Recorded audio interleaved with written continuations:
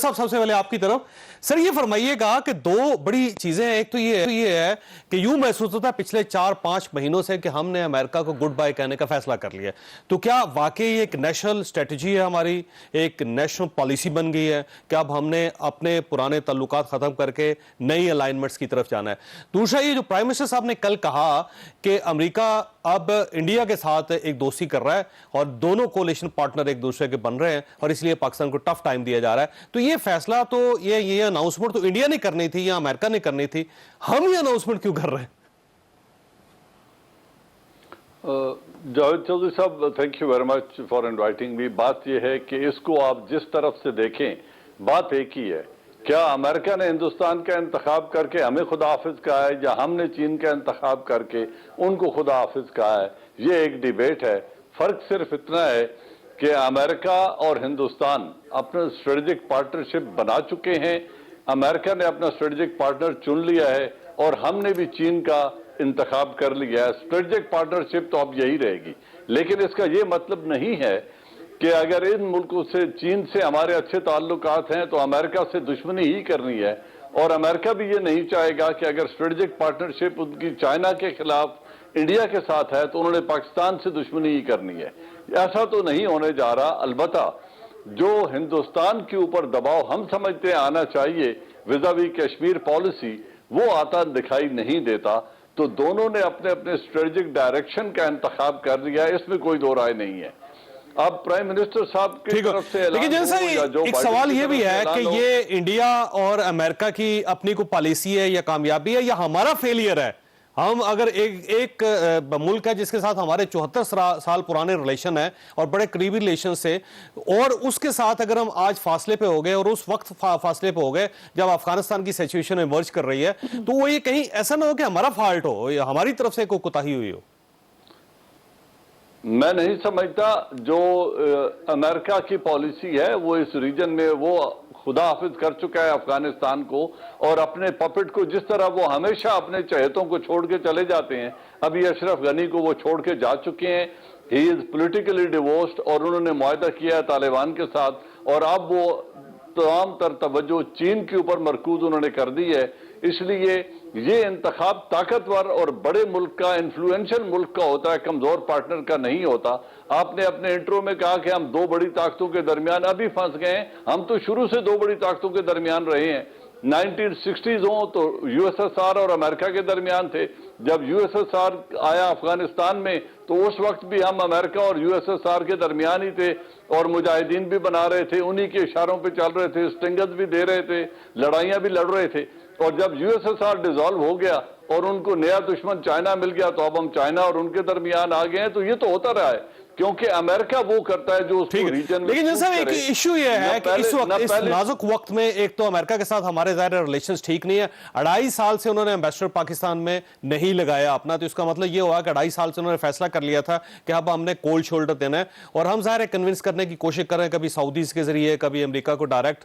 और दूसरी तरफ चाइना ये दासू डैम का जो इशू हुआ था उसमें पहली मरतबा चाइना और पाकिस्तान के रिलेशन में चाइनीज ने कहा था कि हम खुद इन्वेस्टिगेशन करवाएंगे, और उन्होंने डिस्कंफर्ट शो किया था, और उसके बाद सारी चाइनीज कंपनीज ने पाकिस्तान में काम करना भी कुछ अर्से के लिए बंद कर दिया था। तो इसका मतलब ये हुआ कि हम अमेरिका को भी कन्विंस कर रहे हैं इस वक्त, और साथ हम चाइना को भी कन्विंस कर रहे हैं। देखिए, पहली बात यह है कि चाइना के वहां 9 आदमी जो डैम पर काम करने के लिए आए थे वो हलाक हुए इस हादसे में। तो चाइना का कंसर्न बड़ा जेन्युइन है। अगर हम किसी स्ट्रेटेजिक प्रोजेक्ट पर काम कर रहे होते पाकिस्तानी चीन के अंदर और वहां खुदा ना खास्ता 9 पाकिस्तानियों की लाशें आती तो हम भी वहां यही करने के लिए जाते कि हुआ क्या है, हमें क्यों ये लाशें आई हैं। तो उस कंसर्न उनका जेन्युइन है। लेकिन हमारे स्ट्रेटेजिक ताल्लुकात में, स्ट्रेटेजिक डायरेक्शन में मुझे अफसोस से कहना पड़ता है एज अ सोल्जर कि ये एक टेक्टिकल तब्दीली है। टेक्टिकल इवेंट स्ट्रेटेजिक डायरेक्शन तब्दील नहीं किया करते। पाकिस्तान और चीन का मिलकर चलना, स्ट्रेटेजिक ऑब्जेक्टिव के हसूल की तरफ जाना इन इवेंट से खराब नहीं हो सकता। हाँ, बदमज़गी हो सकती है, उसको करेक्ट कर लिया गया है, और जो उनके खदशात हैं उनको एड्रेस किया जा रहा है। पहले भी कोताही उनके कैंप के दिफा तक नहीं थी। उनका कैंप 325 बंदों का है, और जो सिविल आर्म फोर्सेस की वहां सिक्योरिटी लगी हुई है वो 500 से ज्यादा की है। लेकिन जब कैंप से निकलकर आप प्रोजेक्ट्स की तरफ रवां दवा हो सड़क पर और उधर हमला हो जाए तो वह इसमें हमने बहुत पहले भी नुकसान उठाया है, नहीं होना चाहिए। इसको और फूल प्रूफ बनाने की जरूरत है, लेकिन इसका यह मतलब हरगिज नहीं है कि पाकिस्तान और चीन अपने रास्ते जुदा कर लेंगे। बिल्कुल ठीक। अच्छा, ओल साहब ये फरमाइए सर, ये आज वजीर खारजा का आपने प्रेस टॉक उनकी सुनी होगी कि उसमें उन्होंने इतने दिनों की इन्वेस्टिगेशन के बाद ये डिक्लेयर किया है कि ये NDS और रा का मुश्तरका मनसूबा था, अफगानिस्तान से ऑपरेट हुआ है। हमारी जिम्मेदारी ये बताना नहीं था, हमारी जिम्मेदारी उन लोगों को प्रोटेक्ट करना था जो पाकिस्तान के अंदर काम कर रहे हैं। तो इसका मतलब ये हुआ कि हमने अपना फेलियर मान लिया है कि हम उनको प्रोटेक्शन नहीं दे सके। बिस्मिल्लाहिर्रहमानिर्रहीम। तो सब एक तो आपको एक्नॉलेज करना पड़ेगा कि ये जो इवेंट्स पाकिस्तान में हो रहे हैं ये वन स्टैंड में पोजीशन नहीं हो रहे, ये एक इंटरनेशनल जियोपॉलिटिक्स है जिसका आप शिकार हो रहे हैं। जब से CPAC या BRI belt and road initiative start हुआ था तो आपने ऑटोमेटिकली स्ट्रेटेजाइज कर लिया था चाइना के साथ, ये इश्यूज होने थे। अब फेलियर ऑफ अफगानिस्तान जो है वो पाकिस्तान का फेलियर नहीं है, उसके अपने इश्यूज हैं, मतलब उनमें करप्शन है, उन्होंने $2 खरब अमेरिका ले लिया है, वो अपने उस प्रेशर के नीचे गिरता जा रहा है। लेकिन जिस तरीके से इंडिया इस वक्त आपके साथ ट्रीट कर रहा है सोशल मीडिया पे, देखो दुश्मन ने फिर दासू डैम पे हमारा पॉइंट तो फिर यही है कि अगर अफगानिस्तान में निगोशिएटेड गवर्नमेंट नहीं आती और वॉरलॉर्ड्स हैं जैसे जनरल रशीद दोस्तम है या अहमद शाह मसूद का बेटा सब वहां पे पहुंच गया, वो वहां पे तो रेफ्यूजी क्राइसिस अपनी जगह पे सेफ हेवंस क्रिएट हो रही है। अब सेफ हेवंस तो इससे पहले TTP जो है वो नूरिस्तान प्रोविंस में ऑलरेडी छुपी बैठी थी। हम कह रहे हैं कि इस तरह के बहुत सारे वाकयात होंगे और वो पाकिस्तान चाइना की जो एक स्ट्रैटेजिक पार्टनरशिप है उसको डिस्टर्ब करते रहेंगे। हमने दुनिया को समझाना था कि हम ये गलत कर रहे हैं, आप अफगानिस्तान को इस तरह अनअटेंडेड ना छोड़ें।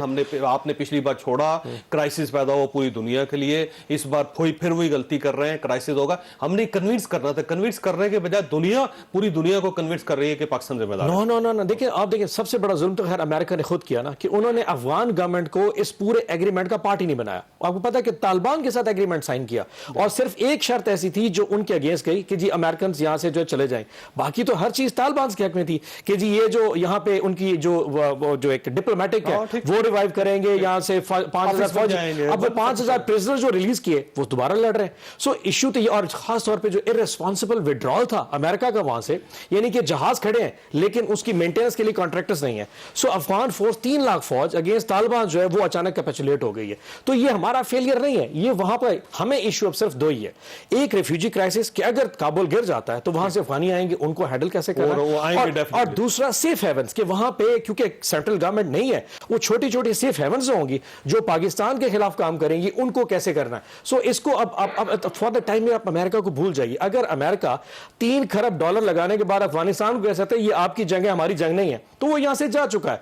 अब उसका इस रीजन से कोई ताल्लुक नहीं, हमें अपने मामलात को खुद देखना पड़ेगा। और चाइना, मैं आपको बाबर भी करा सर, चाइना क्योंकि इतनी इन्वेस्टमेंट कर चुका है, उसके अपने इंटरेस्ट है।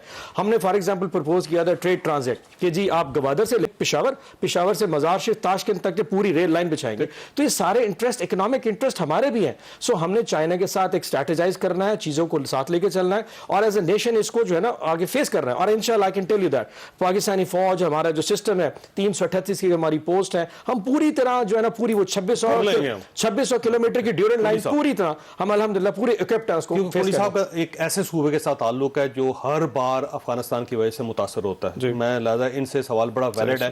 अब ये फरमाइएगा सर, एक माजी की गलतियां और अब ये नई गलतियां, तो पाकिस्तान की क्या कंडीशन होगी आने वाले 6 महीनों में? बिस्मिल्लाहिर्रहमानिर्रहीम। देखें, बिल्कुल पाकिस्तान के लिए ऐसी जगह पर पड़ा है जब जो माजी में मैं समझता हूँ कि जो 2 डिक्टेटरों के माजी के जो फैसले हुए हैं उसमें हमें बहुत सफ़र हो गया।